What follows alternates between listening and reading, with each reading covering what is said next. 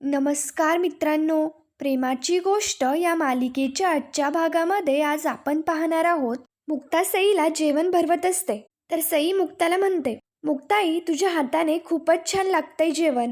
तर कोमलई मुक्ताने केलेल्या भाजीचं कौतुक करत म्हणते, खरंच खूपच छान लागतेय, असं आमच्याकडे नाही बनवत, मला हे खूपच आवडलंय. तर स्वाती लगेच कोमलला म्हणते, तू ते 101 कडे जाऊन राहा. स्वाती म्हणते, आता लग्न कार्य झालंय तर मटण मच्छी सगळं पाहिजे ना.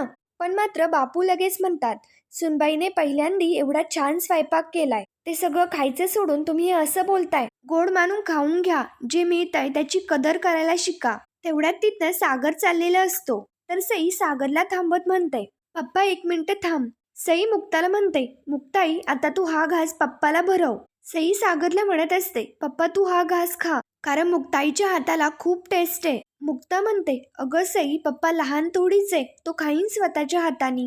सई म्हणते, पण त्याने तुझ्या हाताची चव नाही येणार. सई कोणाचंच ऐकायला तयार नसते आणि सागरला खुर्चीवरती येऊन बसवते. सई मुक्ताला म्हणते, मुक्ताई भरव आता तू पप्पाला घास. मुक्ता मात्र खूपच रागाने सागरकडे पाहत असते आणि सगळेच त्यांच्या दोघांकडे पाहत असतात. सई मुक्ताला म्हणत असते की मुक्ताई तू घास भरव ना. मुक्ता काही सागरला लवकर घासच भरवायला तयार नसते. तर सई मुक्ताला म्हणते, मुक्ताई जर तू पप्पाला भरवलं नाही तर मीही नाही खाणार. सईच्या हट्टापुढे मुक्ताचं काहीच चालत नाही. मुक्ता सईला समजवण्याचा प्रयत्न करू लागते, पण मात्र सई लगेच म्हणते, तुला असं वाटतंय का की मी एकटीनेच का भरवावं तर त्याने सुद्धा लागेल. सई सागरला म्हणते, पप्पा आता तू मुक्ताईला भरवणार आहे आणि मुक्ताई तुला, नाहीतर त्याशिवाय मी जेवणारच नाही. सईच्या हट्टापुढे मुक्ता लगेच सागरला घास भरवते. सई परत मुक्ताला म्हणते की मला वाटतंय की पप्पाला भूक लागलीये, तू परत एक भरव. मुक्ता घास भरवायला लागते तर सागर मध्येच म्हणतो, नाही नको नको, यांच्या हातचं खाल्लं की पोट बिघडतं माझं. तेवढ्यात सागरला फोन येतो म्हणून सागर तिथनं निघून जातो. सागरला त्याच्या फ्रेंड्सचा फोन आलेला असतो. सागरचा मित्र त्याला फोनवरती सांगत असतो की मी सगळ्या जुन्या मित्रांसाठी पार्टी ठेवलीये, तर त्या पार्टीसाठी तुलाही यावं लागेल. सागर विचारतो पार्टी कधी आहे, तर त्याचा मित्र सांगू लागतो की वर्षातनं एकदाच पार्टी करतो आणि तीही माझ्या अॅनिव्हर्सरीच्या दिवशी. सागर म्हणतो, माझी पार्टीला येण्याची इच्छा खूप आहे, कामाचा खूप गॅप पडलाय. सागरचा मित्र मात्र त्याचं काहीच ऐकत नाही आणि तो सागरला म्हणतो, जर तू आला नाहीस ना तर बघ, मला काहीच माहिती नाही तू आज येणार आहेस. आणि तो लगेच फोन ठेवून देतो. सागरचं फोनवरचं बोलणं बापूंनी ऐकलेलं असतं. तर बापू विचारतात की कोण होतं. तर सागर सांगतो, माझ्या मित्राचा फोन आला होता, त्याच्या अॅनिव्हर्सरीची पार्टी आहे. तर इंद्रा म्हणते की जा ना मग. तर सागर म्हणतो, नाही नाही मी नाही जाणार. बापू मात्र लगेच म्हणतात, पार्टी रात्री ना तर तू संध्याकाळपर्यंत मोकळा होशील. तर सागर म्हणतो, तुम्हाला कोणी सांगितलं, माझ्या पीएने का.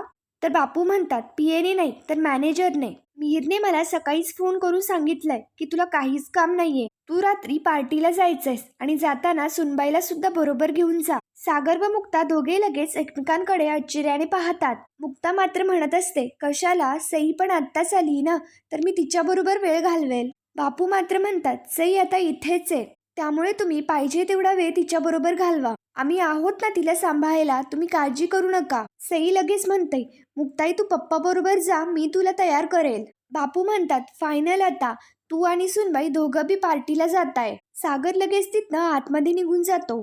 त्यानंतर इकडे दुसरीकडे सावनीच्या मोबाईलवरती देखील सागरच्या मित्राचा फोन आलेला असतो. तो देखील सावनीला पार्टीसाठी इन्व्हाइट करत असतो. सावनी पार्टीला येण्यासाठी नकार देत असते. सावनी नकार देऊन फोन ठेवून देते. त्यानंतर हर्षवर्धन विचारतो की कोण होतं. तर सावनी सांगते, निखिल महाजन. हर्षवर्धन लगेच म्हणतो, हे नाव कुठेतरी ऐकल्यासारखं वाटतंय. सावनी लगेच हर्षवर्धनला आठवण करून देत म्हणते, तुझ्या कंपनीतला एम्प्लॉय होता. तर हर्षवर्धन लगेच म्हणतो, एम्प्लॉय माझा आणि फोन तुला. सावनी लगेच हर्षवर्धनच्या प्रश्नाला उत्तर देत म्हणते, निखिलची बायको ही माझी मैत्रीण होती आणि निखिल सागरचा, त्यामुळे आम्ही एकमेकांना ओळखतो. हर्षवर्धन लगेच म्हणतो, सागरचा मित्र म्हणजे सागरलाही इन्व्हिटेशन दिलेलं असणार. तू एक काम कर, त्याला फोन करून सांग की आपण येतोय म्हणून. जे झालंय ते विसरून जाऊयात आणि आपण मस्त मजा करूयात. सावनी लगेच म्हणते, काय झालंय तुझ्या मूडला, आता 2 मिनिटापूर्वी जेवायचं देखील नव्हतं तुला. हर्षवर्धन म्हणतो, पण आता भूक लागलीये मला, आता जेऊयात आपण, पार्टीचा हर्षवर्धनचं हे सगळं बोलणं सावनीला समजतच नसतं. हर्षवर्धन सावनीला म्हणतो, आता तू लगेच त्याला फोन कर आणि आपण येतोय म्हणून सांग. तर सावनी लगेच निखिलला फोन करून सांगते की आम्ही येतोय म्हणून. त्यानंतर इकडे दुसरीकडे जेवण करत असताना बापू मुक्ताला म्हणतात, सुनबाई माझं जेवण झालंय, तुमची काही ती गंमत आहे, गाजराचा हलवा तो आणा लवकर. मुक्ता लगेच गाजराचा हलवा आणण्यासाठी उठते. लगेच तेवढ्यात पुरुषोत्तम आणि माधवी येतात. माधवीने सईसाठी खोबऱ्याच्या वड्या आणलेल्या असतात. माधवीचे हे बोलणं ऐकताच सईला खूप आनंद होतो. पुरुषोत्तम लगेच म्हणतो, आमच्या माधवीच्या हातच्या जर खोबऱ्याच्या वड्या नाही खाल्ल्या तर आयुष्यात काहीच नाही खाल्लं. बापू लगेच म्हणतात की तुम्ही आमच्या घरचा एकदा गाजराचा हलवा खाऊन बघा. जर एकदा गाजराचा हलवा खाल्ला तर तुम्ही असं म्हणाल की हलवाच बरा. तर लगेच मुक्ता सगळ्यांसाठी गाजराचा हलवा आणायला जाते. तर मुक्ता सगळ्यांना गाजराचा हलवा देते. पुरुषोत्तम आणि माधवी दोघेही मुक्ताच्या गाजराच्या हलव्याचं कौतुक करतात. माधवी सईला म्हणते, आमच्या सईबाईने खाल्ला की नाही गाजराचा हलवा. तर सई लगेच म्हणते, नाही ना, हे माझ्यासाठी सरप्राईज होतं. माझं जेवण झाल्यानंतर मुक्ताई मला भरवणार होती. लगेच माधवी सईला गाजराचा हलवा भरवते. माधवी सईला म्हणते, तुझ्यासाठी अजून एक सरप्राईज आहे. माधवी मिहिकाला आवाज देते. तर लगेच इंद्र म्हणते, आता ही चिचुंदरी कशाला आणली. मिहिका लगेच तिथे बोक्याला घेऊन येते. बोक्याला पाहता सगळ्यांना खूप आनंद होतो, पण इंद्रा मात्र घाबरून जाते. माधवी बोक्याला दाखवण्यासाठी त्यांच्या मागे मागे घेऊन जात असते.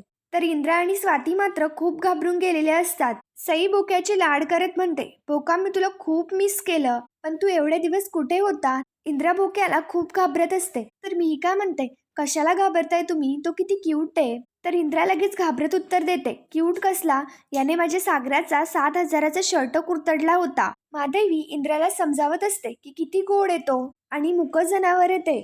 सगळेच इंद्राला बोक्याला तिथे ठेवण्यासाठी आग्रह करत असतात, पण मात्र इंद्रा कोणाचं ऐकायलाच तयार नसते. इंद्रा म्हणत असते, जर हा कुत्रा मला चावला तर मुक्ता म्हणते, अहो नाही चावणार, तो खूप गुणी कुत्रा आहे. इंद्राचं हे सगळं घाबरणं पाहता सगळेच तिच्यावरती हसायला लागतात. मुक्ता सईला म्हणते, एका मुलीची मज्जा आहे, तिचा फ्रेंडही आलाय, छान गाजरा हलवा मिळालाय, आनंद होतोय ना खूप. तर सई लगेच मान हलवत हो बोलते. माधवी म्हणते, आणि नवीन आजी आजोबा सुद्धा मिळालेत. सई लगेच बापू आणि पुरुषोत्तमकडे हात करत म्हणते, इथे बापू आजोबा आणि इकडे पुरू बाबा, पण आजीला तर मी आजीच म्हणते.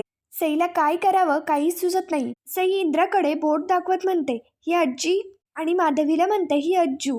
यांच्या सगळ्यांचं हे असं वागणं पाहता स्वाती इंद्राला म्हणते, मम्मी तुला असं नाही वाटत का हे सगळं मुद्दाम करताय. कुत्रा काय आणताय, गोड काय खायला घालताय, आपल्याला हे त्रास द्यायला करतात. इंद्राई म्हणते, मला तर असं वाटतंय की हे मुद्दामच करताय.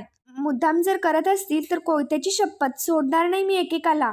स्वातीही लगेच म्हणते, मम्मी तू घाबरू नकोस, मी आहे तुझ्यासोबत, जे काही करायचंय ते दोघी मिळून करू. पण मात्र दुसरीकडचे हे लोक खूपच खुश असतात. पुढील भागामध्ये आपण पाहणार आहोत, सागर आणि मुक्ता दोघीही पार्टीसाठी चाललेले असतात.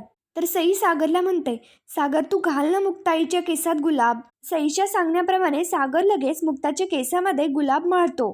त्यानंतर सागर मुक्ता पार्टीसाठी येतात. तर पार्टीची सगळी जागा बघून सागर तिथनं जायला लागतो, पण लगेच सागरचा मित्र येतो आणि सागरला तिकडनं घेऊन जातो. मुक्ता तिथे एकटीच राहिलेली असते. तर मुक्ता स्वतःशीच म्हणते, मला जर आत घेऊन जायचं नव्हतं तर बरोबर तरी कशाला आणलं. त्यानंतर पुढील भागांचे डेली अपडेटसाठी मराठी रंग या चॅनलला लगेच सबस्क्राईब करा. धन्यवाद.